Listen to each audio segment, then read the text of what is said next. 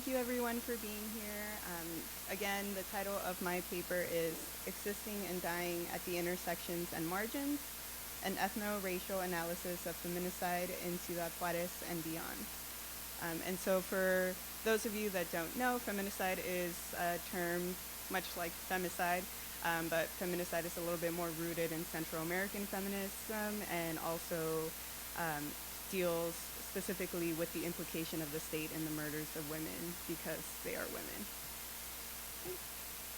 Since 1993, reports of dark-skinned women gone missing or found murdered have terrorized citizens of the border town Ciudad Juárez, Chihuahua, Mexico. The killers have mostly targeted young women from marginalized backgrounds. Most of the women also shared a migratory experience, not being originally from Juárez, but having migrated in search of work in maquiladoras, foreign-owned factories that focus on exporting goods. Various victims have been found in similar conditions, suggesting a serial killer. They were often raped, with their hands tied, hair cut, and breasts mutilated. Their bodies were commonly dumped in low-income neighborhoods as if on display. While initially their murders appeared to be random acts of violence, almost 30 years later, the bodies of women and girls continue to be scattered on the streets of Juárez, with no one to answer for their deaths. There are many theories regarding the motives of the killers, yet despite the fact that dark skin is one of the only notable markers of the Juárez murders, public accounts overwhelmingly fail to address Black and Indigenous Mexicanas in this discussion. This omission, I argue, is not accidental, but rather a direct result of Mexico's mestizaje ideology, which renders Black and Indigenous Mexican women disposable for the continued capitalist gains of the nation. Using Foucault's notion of biopolitics, Wilderson's definition of antagonisms, and Bhattacharya's analysis of racial capitalism, one is able to unravel how Mexico as a capitalist nation is sustained and dependent on the feminicide of Black and Indigenous Mexicanas in Juárez and beyond. The Mexican Revolution led to the creation of a post-revolutionary ideology consisting of three main pillars: mestizaje, non-racism, and non-Blackness.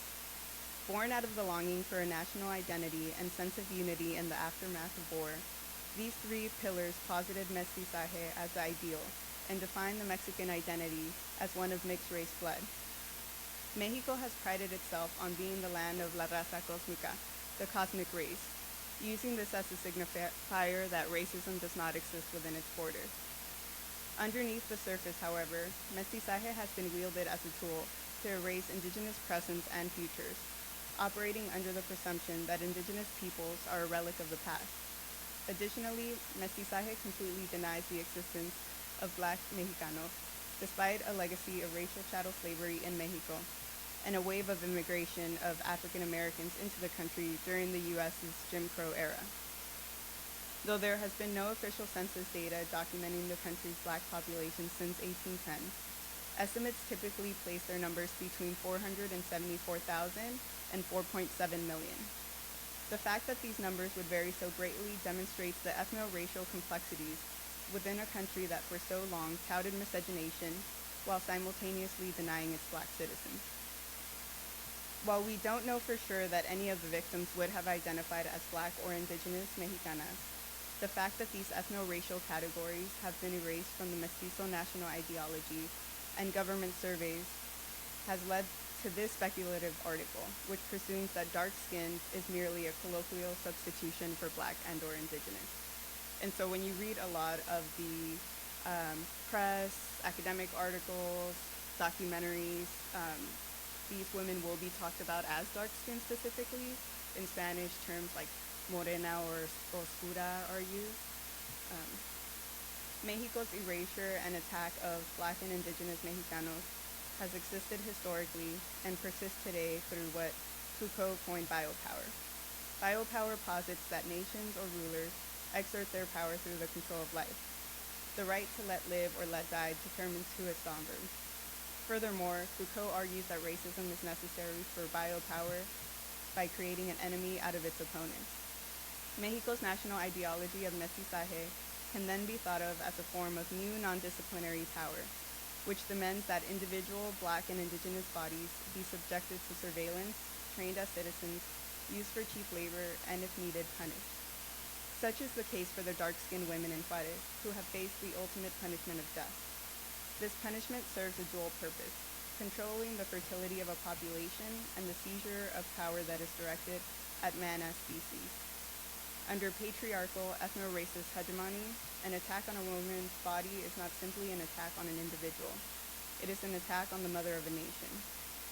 By killing Black and Indigenous women in their prime childbearing years, Mexico is attempting to kill off these communities in an act that is transformed into a positive, generative activity undertaken for the life of the mestizo. This act of pitting Blackness and indigeneity in opposition to mestizaje would be what Frankie Wilderson calls an antagonism, as opposed to a negotiable, solvable conflict. The national ideology of mestizaje in Mexico depends on the extinction of Blackness and indigeneity. In order to be Mexican, an individual must acknowledge their indigenous past, but make no mention of their present ties to indigeneity, much less Blackness. If this relationship were instead a conflict, assimilation would be the goal. Instead, mestizaje requires the ongoing genocide of Indigenous and Black communities, which challenged its definition of who is considered Mexican at its core and who Mexico is as a nation. Under this framework, to be Black and or Indigenous in Mexico is to be under constant attack. This never-ending violence instills in Black and Indigenous Mexicanos a sense of suffering which mestizos are glad to not understand. To be sure, the ongoing murders not only serve to distinguish the mestizo, or true Mexican, from Black and Indigenous bodies, but they also provide an ethno-racial division that serves capitalistic desires. Historically, capitalism developed at the same time as the racial and has evolved through this racial demarcation around the world. Racial capitalism says capitalism gets stabilized by race. Batiachara argues that in racial capitalism, some populations represent no utility for capital. Those without utility are then relegated to the wastelands, a necropolis which serves to remind the bottom echelon that their quality of life could be worse. Prior to the first recorded murder in a string of attacks against dark-skinned women in Juárez, the signing of NAFTA in 1992 began a process of transformation for the city by establishing a free trade zone in North America and facilitating cross-border investment and the moves of goods and services. While industry has boomed in the border town over the last 3 decades, employment opportunities and quality of life have suffered in Mexican rural areas, displacing numerous communities and driving migrants to the region.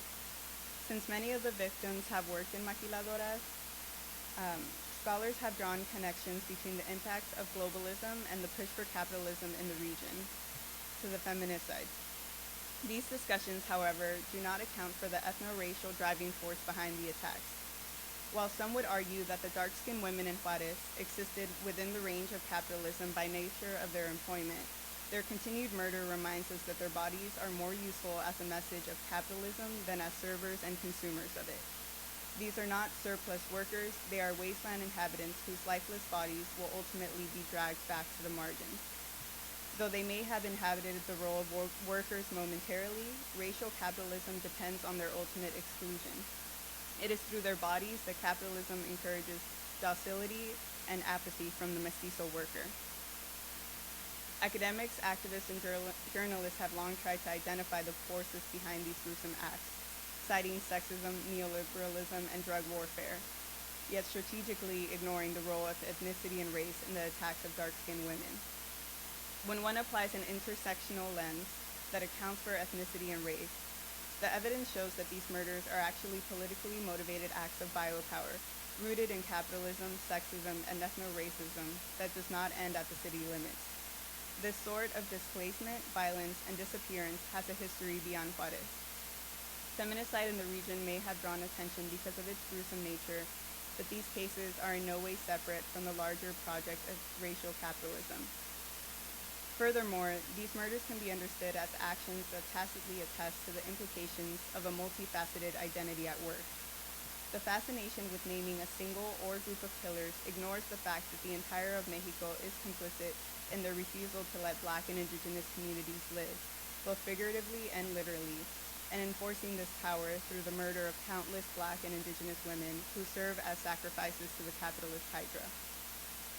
If we seek to end feminicide in Juárez and beyond, it is necessary to first acknowledge the painful but true history of anti-Black and anti-Indigenous sentiment in Mexico.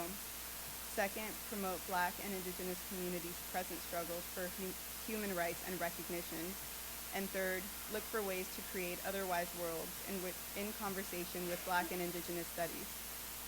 An ethno-racial analysis of feminicide not only draws connections between the movement and feminicide in Juárez through groups like Ni Una Más, and the movement and anti-Black violence in the United States through groups like Black Lives Matter and Say Her Name, but it also furthers discussions of radical international politics, as presented by Malcolm X and others, encouraging transnational cross-disciplinary collaboration. By investing in decolonization, activists can counter the tools which have made Black and Indigenous life unimaginable in Mexico's past, present, and future. To ignore these steps would, without a doubt, implicate us in the process of letting die Black and Indigenous Mexicanas. Rather than focusing on a specific intangible killer, it would be more fruitful to open our minds to the knowledge produced by the diasporic communities from which these victims come from. While doing this might expose a painful discussion about the nature of Blackness and indigeneity as they are tied to loss, war, and suffering, this discussion could also open up the possibility of a different world where Blackness and indigeneity are not yet, and may never be, defined or confined at all. Thank you.